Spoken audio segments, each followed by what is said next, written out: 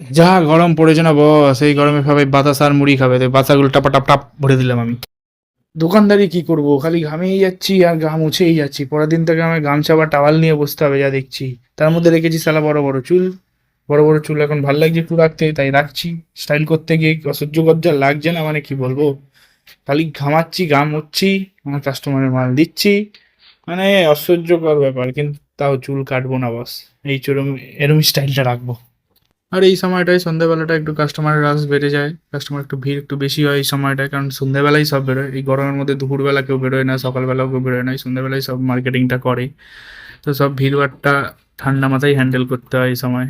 ভিড় থাকে, এই জন্য সব ঠান্ডা মাথায় ভালোভাবে ম্যানেজ করো ভাই, কারণ ওয়েদার গরম, তার মধ্যে যদি তুমিও গরম খাও তাহলে কাস্টমারও গরম খেয়ে চলে যাবে, ব্যাস হয়ে গেল ধান্দার চপাট। তাই সব শান্তভাবে।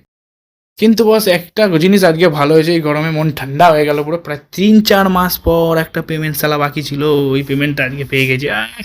তো কি জিনিস আনতে আসি, বৃষ্টির জন্য আমি দাঁড়িয়ে আছি, দাঁড়িয়ে আছি, এবং ওরা বলছে কোথায় গেলি এতক্ষণ দোকানে, এত জিনিস টাইম লাগে, বৃষ্টি হচ্ছে। ভিজে যেতে, আমি ছাতা নিয়ে আসবে তো, ওরা কেউ ছাতা নিয়েও আসছে না, এত দেরি লাগছে। তুমি ভিজেই চলে যেতে পারি। লাস্টে ভিজে গেলাম, দেখছি কি ছাতা নিয়ে আসছে, ঘরে আছে, ছেলে আছে, অতবার কাকা আছে, লাস্টে ভিজে ভিজে গেলাম। যাওয়ার পর বলছে কি ভিজে গেলাম, বৃষ্টি এতক্ষণ কেন দেরি হচ্ছে, এই বৃষ্টি হচ্ছে সেটা দেখতে পাচ্ছে না, মানুষটা একটা ছাতা নিয়ে যাবে, কি বৃষ্টি মানে। কাস্টমারের সাথে একটু হাসি ঠাট্টা করার পর আরেকটা কাস্টমার এলো, সে বললো তার এক ট্রে ডিম লাগবে। এক ট্রে ডিম মানে বস 30টা ডিম। তো 30টা ডিম আমি তার বেঁধে দিই ভালো মতো করে, যাতে সে নিয়ে যেতে পারে সুস্থভাবে, যাতে ডিমগুলো ভেঙে ফুটে না যায়, পড়ে টরে না যায়।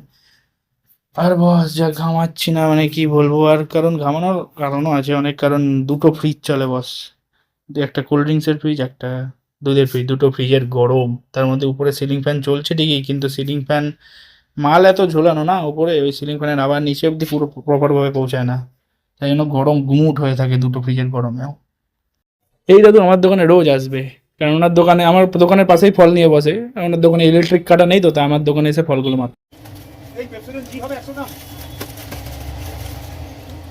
কি দেবো চিনি একটা এটা ধরে নাও দেখি।